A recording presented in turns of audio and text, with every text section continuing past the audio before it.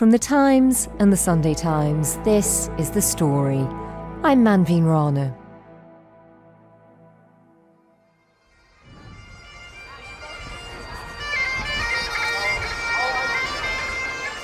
In the heart of the old town of Edinburgh, surrounded by blaring bagpipes, tourist shops and cafes, is a door with a sign emblazoned above it.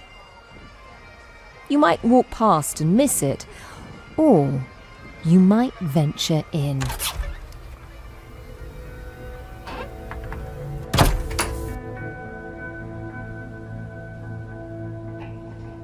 What's your first impressions coming in here? Is it a bit weird?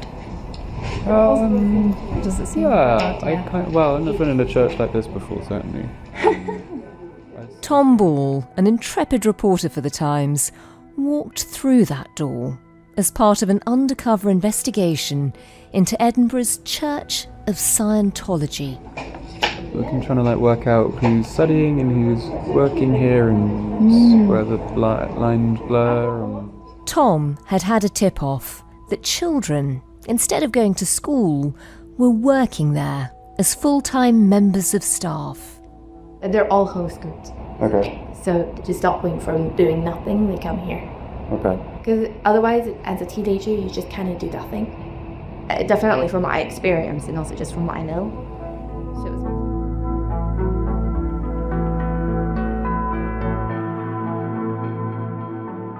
The church denies these claims.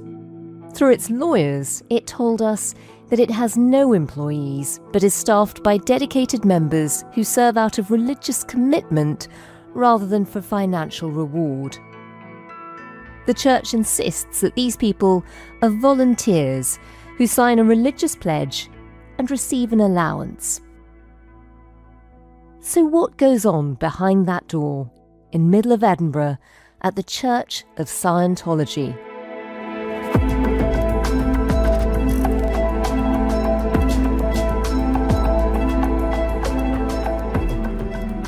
What's it like spending a week undercover at one of the most secretive religious movements in the world?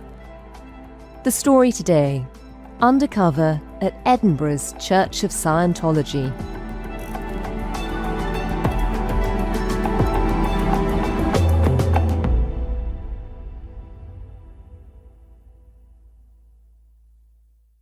Tom, you've just come back from an assignment in Scotland looking at the Church of Scientology. I think most people would be surprised to know that they even have a presence in Scotland. So just tell us a bit about that. It's officially called the Hubbard Academy of Personal Independence, known by its acronym HAPPY. And it's actually been there since the late 60s. It's just off the Royal Mile, so you can hear the bagpipers playing throughout the day from the church itself. And it's one of 5 Scientology churches that exist currently in the UK. Wow, so one of 5, it's a key location. Do you have any idea of how many Scientologists, how many followers it has?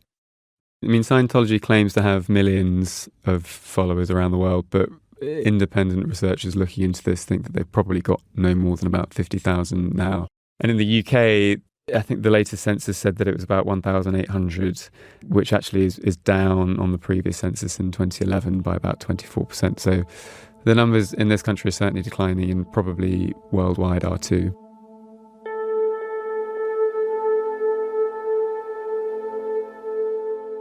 Before we plough into your investigation into this place, I suppose we ought to start with some of the basics. So, what is Scientology? Tell us a bit about this religion.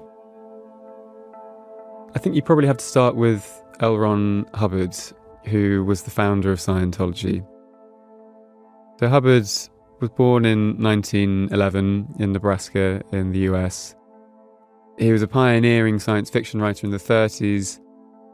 And then in 1950, he writes a book called Dianetics, which was a kind of do-it-yourself psychotherapeutic method, which claimed that people could essentially free their minds up by going back to past traumas in their life and working through them. And it quickly became a huge sensation around the US, which at that time was in the grip of a broader psychotherapeutic craze.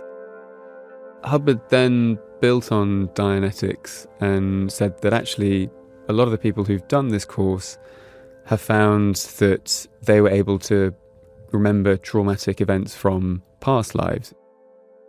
That then led him to claim that there was such a thing as a thetan, which is, in Scientological terms, is a immortal, eternal spirit, which passes from body to body through a process of reincarnation after you die. What starts as sort of a therapeutic self-help book is now starting to become something a bit more spiritual? Exactly. And over the years, he developed the ideas behind the religion to ever greater extents and ultimately came up with a very kind of Baroque space opera which revolved around a guy called Xenu, who was a intergalactic dictator who had imprisoned the Thetans on planet Earth. And this was the kind of final stage of Scientology, so it was only revealed to those who had spent a lot of time, a lot of money, especially, in going through the various levels of Scientology. So most religions have a creation theory, and this revolves around an intergalactic dictator named Xenu sending us to Earth, imprisoning us here effectively, and everything being a battle of the wills ever since, perhaps? Yeah. Is that right? Yeah, pretty much. Right. How did you get a glimpse into Scientology? How did you start looking at this story? I've been fascinated by Scientology for a long time, and I was put into contact with a guy called Amir Asali early this year. And Amir had worked as an executive at the church in Edinburgh for 2 years, but had recently left at the start of this year. And Amir was very keen to speak to me about what he had experienced while inside the church. Morning, mate. How are you? How are you, buddy? All good. All good. How's things? Yeah, not bad, thank you. How are you? So Amir was 18 when he first walked through the doors of Scientology's church in Edinburgh. So I walked in for the first time in 2022. I did a personality test, and that was an experience. At that time, Amir was studying film at the university, and the extent of his knowledge about the religion was the fact that the likes of Tom Cruise, John Travolta, Elizabeth Moss, famous Hollywood actors were believers. And you don't know what it is and stuff. But you know Tom Cruise kind of is into it. But anyway, right, you don't know anything about it. You just kind of maybe heard the words. And so by his own description, Amir's a very open-minded, curious young man. I love philosophy, and I love literature, and I love reading, and I love writing, and I'm very creative and stuff. So that was the angle that they came at it from. And so with me being... He found in Scientology something that wasn't just a belief system, but beliefs that you could actually apply to your day-to-day life. They come at it from, this is an applied philosophy, and they sell a book called Dianetics, The Modern Science of Mental Health. Within a couple of weeks, he was going in on a daily basis, taking courses ranging from how to manage your finances, how to manage relationships, etc. So that sounds almost like a sort of self-help, self-improvement kind of course. How does that turn into something so different? At the end of 22 in 2023, he was going in just as a member of the public, somebody that would go in and take these paid-for courses and then leave and come and go as he pleased.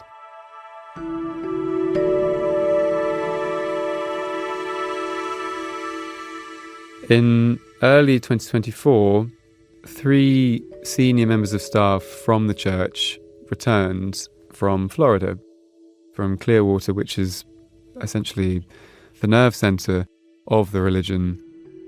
It's become like a Vatican City for them. And they had spent 3 years there undergoing high-level training. And as Amir tells it, they came back with a specific direction to expand the number of staff and parishioners who come to the church in order that they could then move into this new building that they had recently acquired. So for the last 20 years, Scientology, under the leadership of David Miscavige, who took over after Hubbard died in 86, has pursued a strategy known as Ideal Org. And that effectively is all about buying up high-end properties around the world.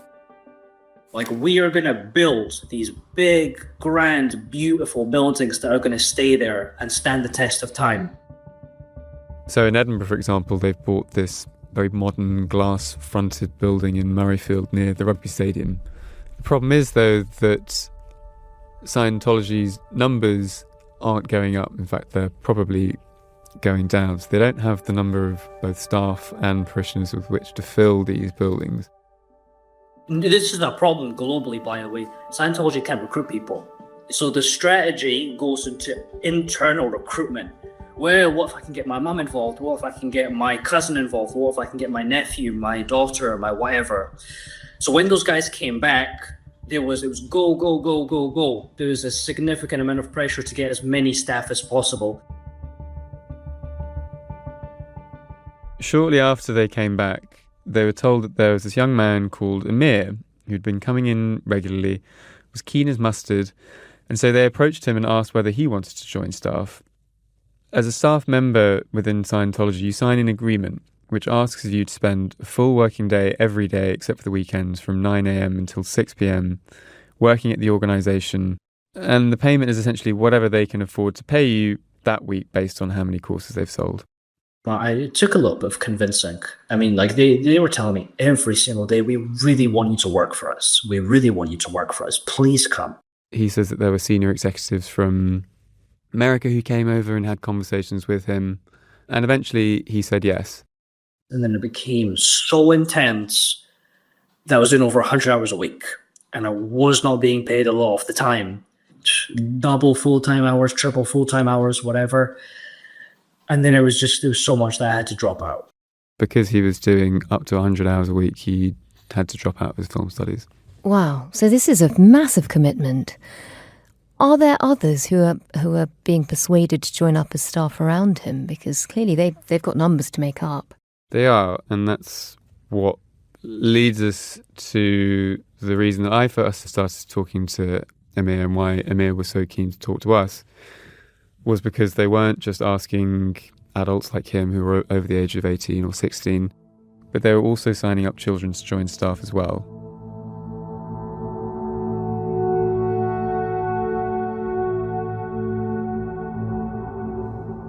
Children? How old? Children as young as 13. What about school?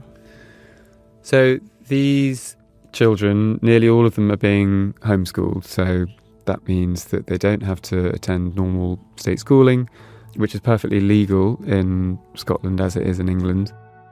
However, the law in Scotland, as in England, does stipulate that children aren't allowed to work in employment during school hours during a normal school week. I should also say that according to the response that the church sent to us after we went to them with our findings of the story, they consider staff to be people who've made a religious pledge, in quotes, to volunteer for the organisation. They don't see it as full-time official employment.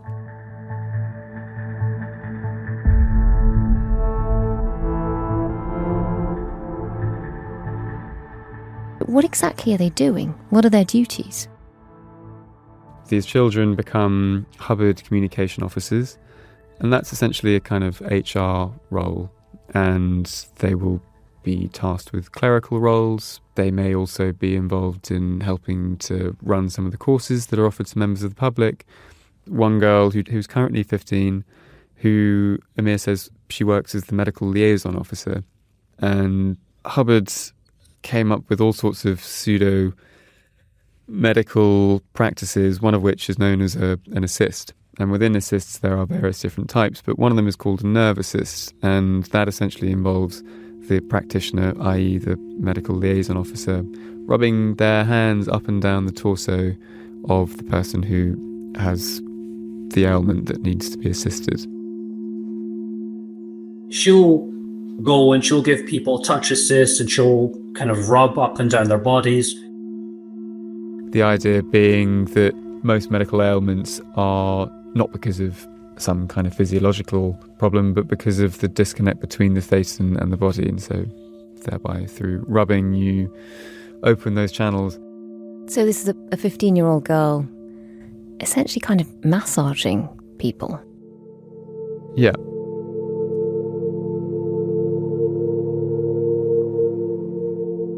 And the room has to be locked because you can't have someone disturb the session. With any session, you can't walk in. So the door has to be locked, right? So I should add that the church denies that a teenager performs these nerve assists. They wrote that no 15-year-old serves in that capacity or in any capacity as a member of church staff.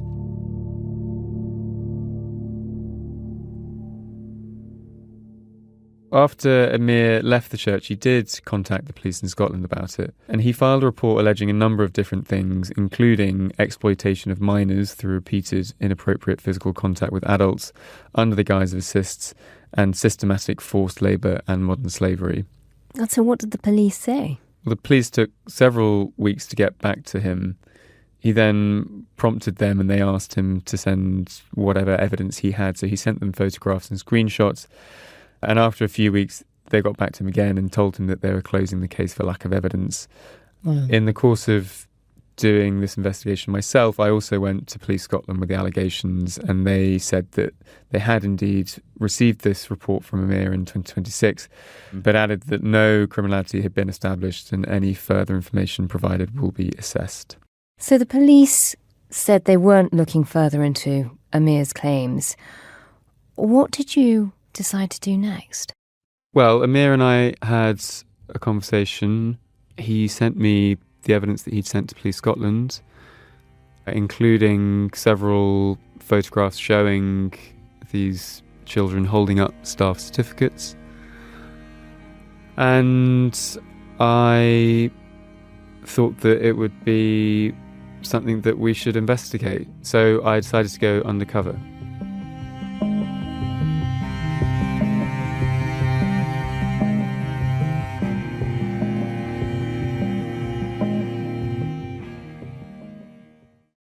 Tom, you've been telling us about the Church of Scientology in Edinburgh and how one of the people who'd been heavily involved there had become alarmed by some of what he was seeing. So, you decide to go undercover.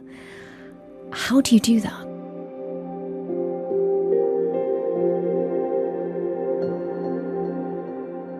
Well, it was surprisingly easy, actually. I had initially thought perhaps that I could try and get a job there on staff, but that would have involved far more invasive vetting, a lot more questions, and would have taken a lot more time.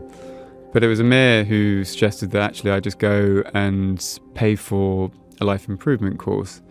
So I just walked in off the street one Monday morning. I went up the spiral staircase that leads you to the front desk of the church and said that I was interested in learning more. And then I was shown a video which kind of gave me a précis of Scientology. Scientology is organized for the viewpoint of the spirit. It contains precise and usable definition of the spirit, entrusts and studies, and is capable of changing the behavior of the spirit. Scientology is formed in the tradition of... And was asked if I'd like to do a personality test, to which I said yes. And the personality test itself is a series of 200 questions. 200? Yeah. Some of the What sort of questions do they ask? Well, some of them are the sort of thing that you might expect. So it's like, do you have any regrets that you think of that keep you up at night? And then questions such as, do you agree with the government policy on probation? Oh, they wanted to know about your opinion on public policy. Yeah. But these are the questions that are asked all over the world. So it's, wow. It's not specific to any particular time or place. Are you marked on this test? How does it work? Yes, you are. One of the members of staff went through the test with me and gave me an A4 piece of paper that had a graph on it, which supposedly highlighted my various personality flaws. Emotional. Sometimes. What cause you emotional? Sorry? What What people kind? or situation cause you emotional or stress? Yeah, stress. When you are in a difficult situation, I guess. What is the situation? Just when you're feeling unhappy. I was very irresponsible, very depressed. I think they also said that I was quite active, which I'm not entirely sure what that meant. And they then ask you, you know, the graph shows that you're clearly not doing particularly well in life. So, you know, what's keeping you back? And I said, well, I just moved back to the UK, having been away from a few years, and I wasn't quite sure what I wanted to do in life. So I lived in Russia for a while and then moved back in the UK about a month ago and then living with my brother. And so he says, well, okay, I think the best thing for you then is to do one of our life improvement courses. And then you are in Edinburgh, you should do a course with us. And I was given a course called Ups and Downs and asked to pay £35, so I did. What do these courses look like? So Ups and Downs has got a fairly generic name, but actually the lesson was quite specific. This is specifically about overcoming ups and downs in life. Obviously it's based on those principles, but this is a particular body of technology regarding what causes ups and downs, distinguish from different types of people. It was all about how one recognises who in your life is keeping you back from achieving the things that you want to achieve. So in Scientology, they refer to these sorts of people as suppressive persons, or SPs. And the book essentially encourages you to think about people within your own life who might fall into that category. And then the next stage is then to disconnect from them. Disconnect being a Scientology term for cutting ties with suppressive persons. Wow. How long were you there? How long were you doing these courses? I was there for 4 days. And what was it like? I mean, what were the other people there like? Well, there's about 25 people there who are staff, and I would say that they greatly outnumber the number of people who come in there like me to take courses. And they are milling around the church. A lot of them are upstairs in the office, which sits on the floor above the area that's accessible to the public. They wear a uniform of black suits and white shirts. And one person I spoke to there was a senior member of staff called Gillian Brown. How's it going on your course? It's alright, yeah. I'm working through the social personality stuff now, having done the antisocial one. You've done the antisocial. Yeah. Have you noticed anyone in your life yet? Any? In my life, well, I was difficult scratching my people? head a little bit trying to think up 12. Were you to imagine in your head a Scientologist, I would say she would fit that description quite closely. She had what's often referred to as the Scientology stare. What's that? It's a unblinking, penetrating, intense stare that is honed by a practice that Scientologists do to supposedly improve their communication skills, whereby they stare into each other's eyes without blinking, without looking away for a long period of time. When you're in the glare of that stare, you do feel like somebody is really scrutinising you very carefully. And I think Gillian was probably quite dubious of me from the off. You ever worked in like journalism or anything like that? What? Just wondered. Wait, so I thought it was a question. No, I just wondered like for a second. I was like, oh.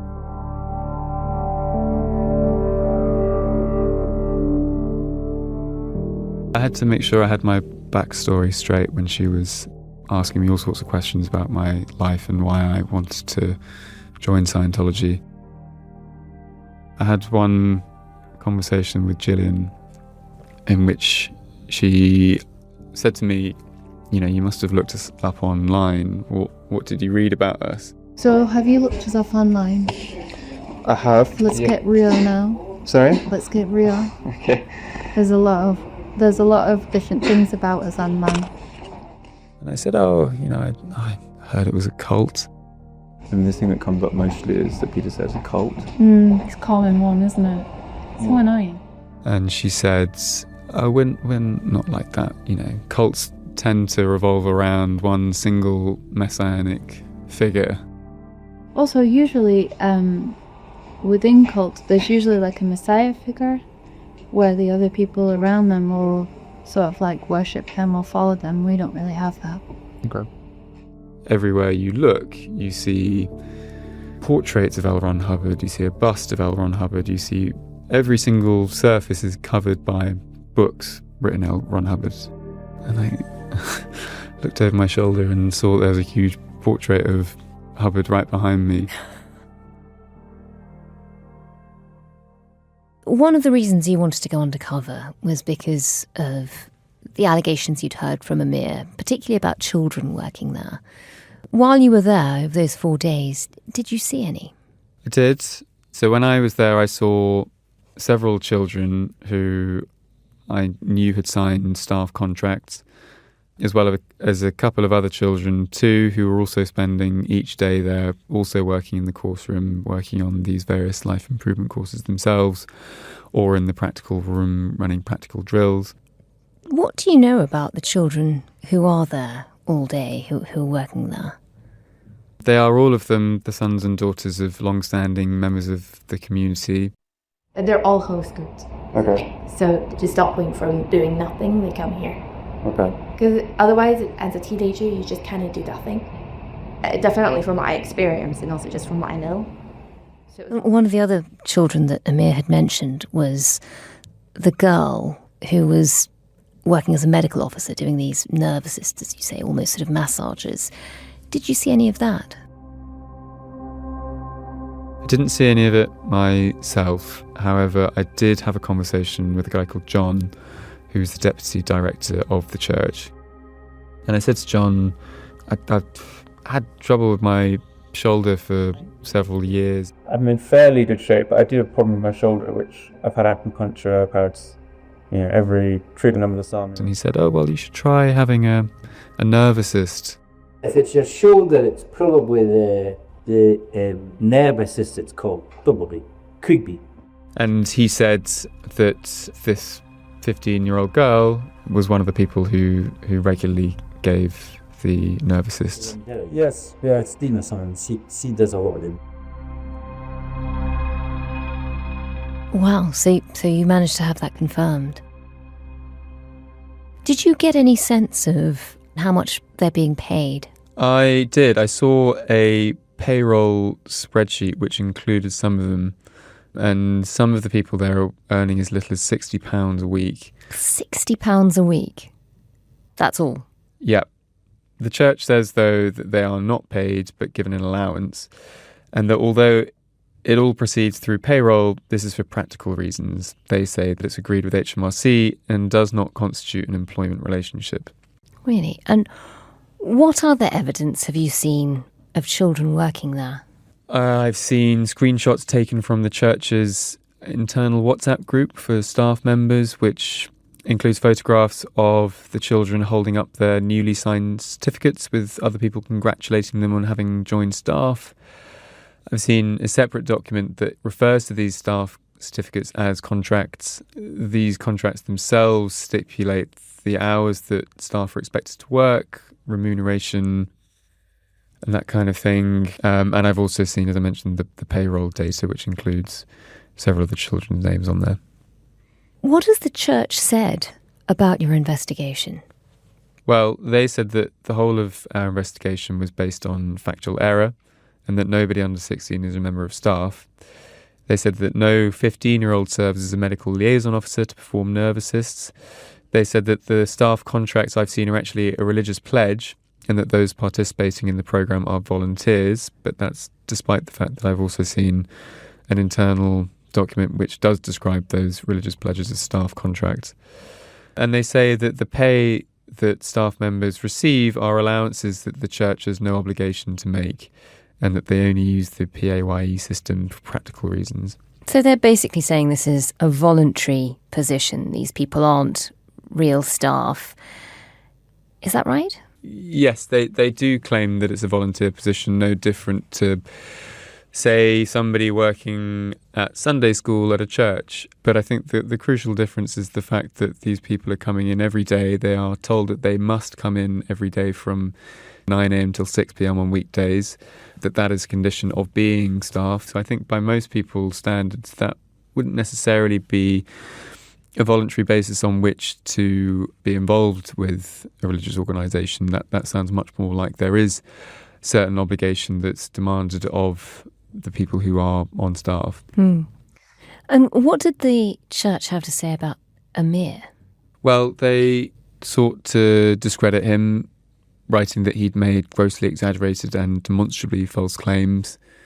They said that he'd only worked 4 days a week and not for 100 hours per week. And they said that he had betrayed church staff by engaging in covert and deceptive behaviour while on staff. And talking of Amir, your investigation really began because of your conversations with him. What happened to him? How did he end up leaving the church?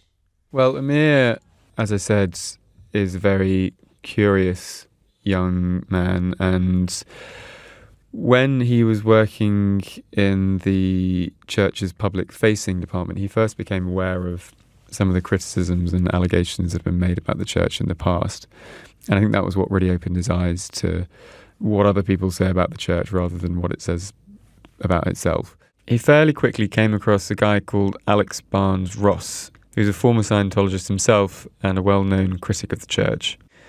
The church has claimed that it's been the target of sustained anti-religious and discriminatory rhetoric from Alex. Alex, for his part, said that he's got nothing against Scientology's so-called beliefs, but he's calling for an end to their, quote, abusive practices.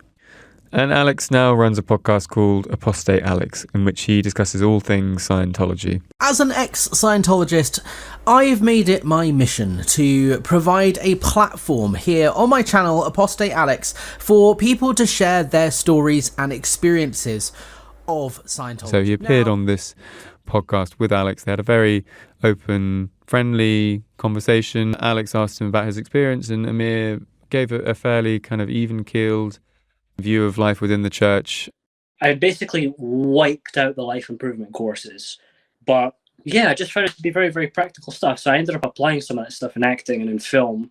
It just ended up being that it actually did work for me a lot, and it was a very, very big turning point in my life.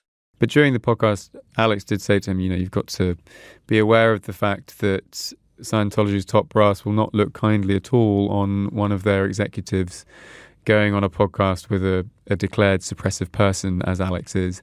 Amir didn't really believe him at the time, but Alex was totally right. And as soon as he came into work the next Monday, he was pulled into a meeting room and given a dressing down by the church's director, Malcolm Fraser, as he was to be several other times in the weeks to come. It's like, during the McCarthy era, who are you? What are your intentions? Who are you associated with? Are you still associated with this person? Why do you talk? It's like a witch hunt, basically. And it culminated in him being punished, he says, with manual labour, which involves working in the ground floor of the church. At that time, they were renovating to make into a bookshop. He did a day of manual labour and then he left. I mean, the interrogations went on for weeks. Did one day of hard manual labour and I said, I'm not coming back again.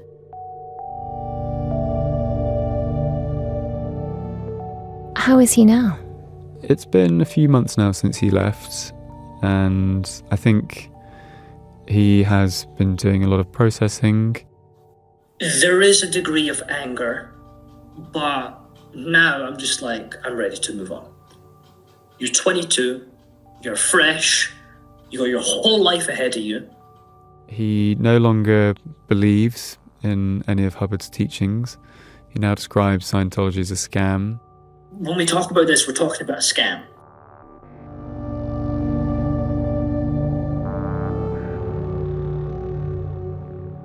I think he is now in the process of getting back to where he was before. So he's planning on starting his film studies again, for example. Oh. But in some ways, I think Amir was quite lucky. A lot of Scientologists end up losing friends and family members because of this practice of disconnection. And what does that mean?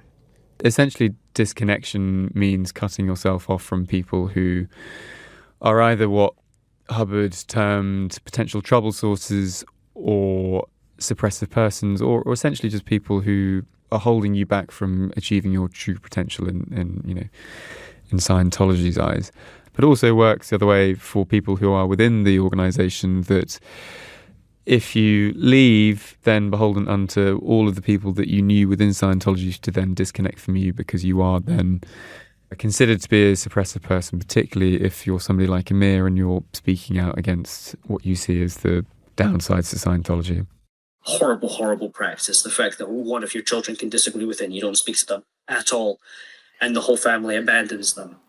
I mean, you can see from that practice of disconnection that if you have, if you've grown up in the church, given that so many children seem to be so heavily involved, if it's kind of been your life, which given the long hours, again, it really is for quite some time, it must be really hard to leave if you think everyone around you is going to suddenly cut you off. Exactly, and I think for Amir, his experience within Scientology wasn't wholly negative. There were people within that church who he would have considered, and probably still does consider, to be his friends, but those people have now been forced to disconnect from him. I think for Amir, there's a small part of him that is quite sad about that.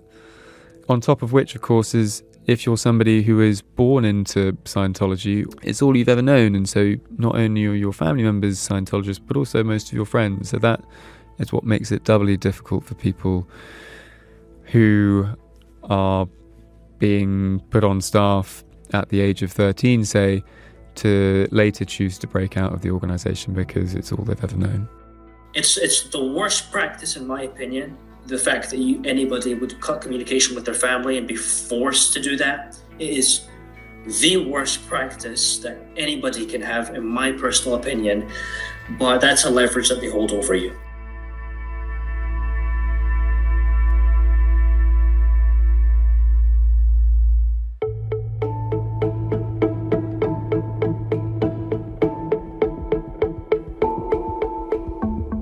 That was Amir Esali, a former member of the Church of Scientology. And in today's episode, you also heard from Tom Ball, news reporter at The Times. And if you'd like more from Tom on Scientology, we'll put a link to his investigation in the description for this episode.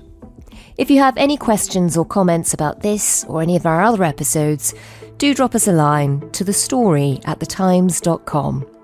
The producer today was Sophie McNulty, the executive producer was Taryn Siegel, sound design was by Dave Creasy, and theme composition was by Mal Lassetto. Thanks for listening. We'll be back tomorrow.